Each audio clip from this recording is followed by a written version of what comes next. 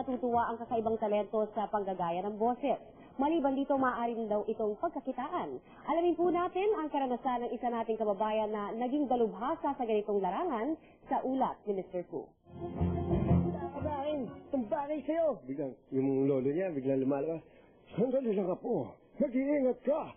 Hindi mo kaya ang mga kalaban natin. Biglang dumating yung monster. Manda kayo, itong bagay sa inyo! Ilang lang yan sa mga boses ni voice talent Pocholo Gonzales. Bata pa siya, mahilig na siyang manggaya ng boses ng iba hanggang sa gawin na niya itong career.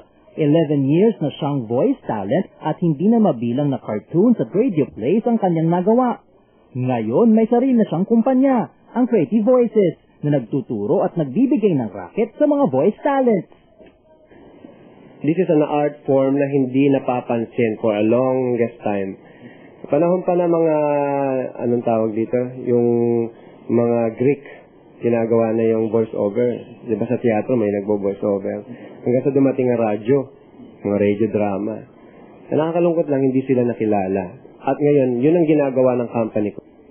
Pinakamabenta sila ngayon sa pagbibigay ng Pinoy na boses sa mga foreign cartoons tulad nito. Huwag kang mag-alala, Ryoma. Makakarating sa kanya to. Kinukuha rin sila sa mga radio ads o sa mga kampanya ng kandidato.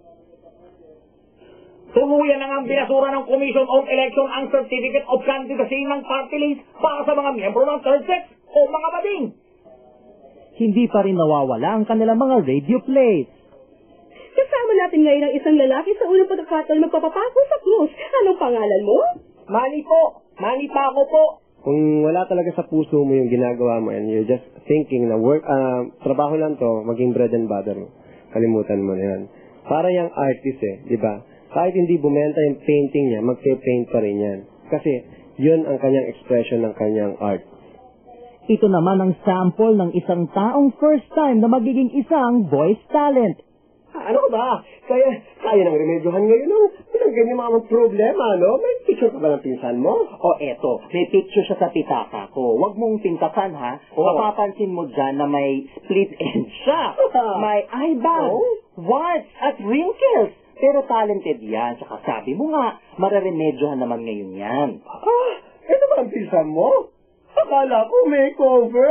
Overhaul pa lang, kailangan dyan. Ang kulit mo Okay. Galing. Thank you. Para sa Newswatch, Sean Balita, ako si Mr. Fu.